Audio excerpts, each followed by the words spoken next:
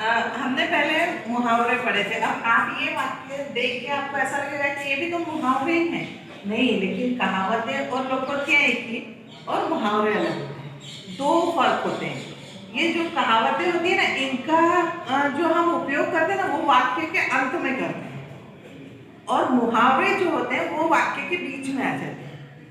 और दूसरा अंतर ये है कि अधिकांश समय, अधिकतर जो मुहावरे होते हैं उसके आखिरी में ना आता है।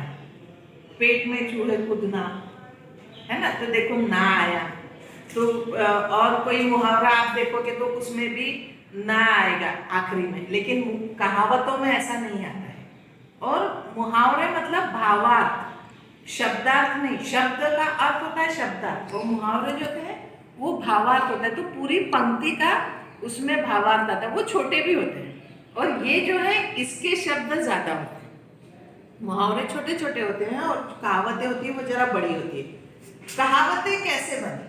जो पुराने समय से जो लोग बोलते चले आ रहे हैं, किसी को मजाक के तौर पे कुछ चीज बोल देते हैं, वो कहावतें पुराने उससे चली आ रही हैं। तो वो कहावत लोकोक्तियां, लोगों ने बनाई हुई जो कहावतें हैं वो लोकोक्तियां कहलाती है। तो पहले से वो चली आती है। आज हमारे पाठ में है कहावतें हैं, लोकोक्तियां हैं। वो मैं आपको बताती हूँ, उसका अर्थ बताती हूँ, और अर्थ के बाद में आपको वाक्य बनाना। उदाहरण मैं दूंगी, टेक्स्ट बुक में भी वाक्य है, लेकिन हमें टेक्स्ट बुक वाले नहीं, अपने वाक्य बनाना। ठीक है। पहला था, आए थे हरि भजन को, लोटन लगे कपास। मतलब ये है कि कोई अच्छा काम करने आए और वो भूल ही गए और दूसरा ही कुछ काम करके चले गए। आप जैसे स्कूल में आते हो और स्कूल में आके आप पढ़ाई करने आते हो, अच्छा काम करने आते हो, लेकिन यहाँ मस्ती करके चले गए। आए थे स्कूल में पढ़ाई करने, आप स्कूल में आए थे, अच्छा काम करने आए थे, लेकिन मस्ती करके बिना कुछ पढ़े लिखे कुछ कॉपी नहीं किया ब्लैक बोर्ड पे से और ऐसे ही घर चले गए। तो बच्चे स्कूल आए थे हरि भजन को, लोटन लगे कपास। ऐसा ये वाक्य हो जाएगा। दूसरा है, उल्टा चोर कोतवाल को डांटे। कई बार दो लोगों में लड़ाई होती है, ठीक है, मैंने कोई गलती नहीं की है, लेकिन जो सामने वाले ने गलती नहीं की वो मुझे ही डांटने लगता है कि तूने ऐसा किया, तूने, अरे भाई तूने गलती की है तो चोर तू है, तूने गलती की है, लेकिन वो ज्यादा बड़ी आवाज में मुझे डांट रहा है।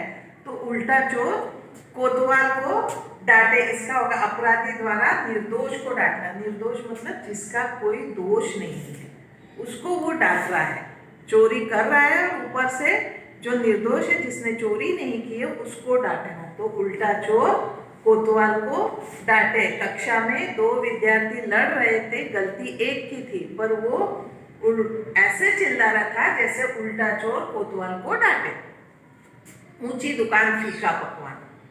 ये वाक्य बहुत कॉमन है, क्योंकि देखना, मम्मी कभी शॉपिंग करने गई, अब आप लोग तो इतना जाते नहीं हो, लेकिन मम्मी गई, पापा गए, कहीं बड़ी दुकान से बहुत अच्छी चीज ले आए। चलो सपोज आपके लिए टी शर्ट ले आए और घर जाके पहली धुलाई में वो टी शर्ट का रंग उतर गया।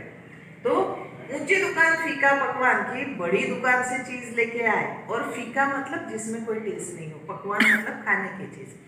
तो ऊंची दुकान, बड़ी दुकान से वो चीज लेके आए और वो जो चीज है वो कोई काम की खराब हो गई। तो प्रसिद्धि के अनुरूप न होना आएगा यहाँ पे, प्रसिद्धि के अनुरूप ना होना। फेमस दुकान है और उसके अनुरूप उसका पकवान ना होना। मिठाई की बड़ी दुकान से मैंने मिठाई खरीदी पर वो बेस्वाद निकली, मतलब उसका कोई स्वाद नहीं था।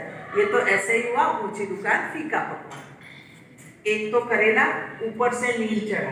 करेले का कैसा होता है, टेस्ट के साथ स्वाद कड़वा सा रहता है। और नीम, जो हमारे स्कूल में पेड़ लगे हैं, बड़े बड़े जो नीम के पेड़ होते हैं, उसके नीम की पत्ती आप नहीं खा सकते, वो भी उतनी कड़वी होती है। तो एक तो करेला, ऊपर से नीम चढ़ा, मतलब जो करेला है उसको और नीम का पानी लगा के रखा है, इतना ज्यादा। एक दोष के साथ साथ दूसरा भी दोष लगना। ठीक है। तो कोई इंसान बुरा है, वो इंसान बुरा था, कामचोर था, अब तो वो चोरी भी करने लगा। ये तो ऐसा ही हुआ, एक तो करेला ऊपर से नीम चढ़ा कि कामचोर व्यक्ति अब चोरी भी करने लगा। तो एक तो करेले जैसा कड़वाहट उसके इसमें थी कि वो कामचोर था और चोरी भी करने लगा, मतलब दूसरी और कड़वाहट उसके जीवन में आ गई। पांचवा है, एक सड़ी मछली सारे तालाब को गंदा करती है। सड़ी मतलब जो मर जाती है सड़ी मछली, अगर हम उसको नहीं निकालेंगे तो पूरा तालाब का पानी गंदा हो जाएगा। दूसरे एक सड़ी मछली सारे तालाब को गंदा करती है।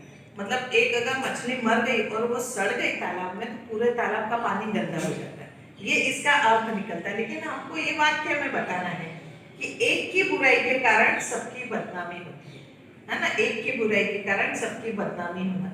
परिवार में कोई व्यक्ति बुरा काम कर देता है ना तो पूरा परिवार पूरा खानदान का नाम बदनाम हो जाता है। तो वो लड़के ने बुरा काम किया इसलिए पूरे स्कूल का नाम बदनाम हो गया। ये तो ऐसा ही हो गया कि एक सड़ी मछली सारे तालाब को गंदा कर देती है। तो जो ये कहावतें आप देख रहे हो इसका उपयोग उसका जो है वो आखिरी में आ रहा है वाक्य। पहले आप पूरा वाक्य बना रहे हो कि एक खराब लड़के के बुरे व्यवहार के कारण, एक लड़के के बुरे व्यवहार के कारण पूरे स्कूल की बदनामी हो गई। ये तो ऐसा ही हुआ कि एक सड़ी मछली सारे तालाब को गंदा कर गई। यहाँ है कंगाली में आटा गीला।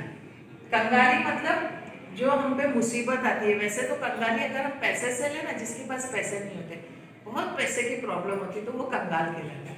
यहाँ मुसीबत है, कंगाली में आटा गीला, मुसीबत में और मुसीबत आना। कंगाली में जिसके पास में पैसा नहीं है, जो गरीब है, उसका आटा गीला, वो जो खाने के लिए जो ब्रेड के लिए जो आटा वो उसके पास में है वो भी भीग गया या वो भी खराब हो गया। तो मुसीबत में और मुसीबत आना। गरीब व्यक्तियों को बेचारों को आपने देखा है कि बारिश में बाढ़ आने के बाद में उनको रहना की जगह नहीं होती है, ऊपर से उनका सामान भी भीग जाता है। तो ये तो ऐसा ही हुआ कि कंगाली में आटा गीला हुआ।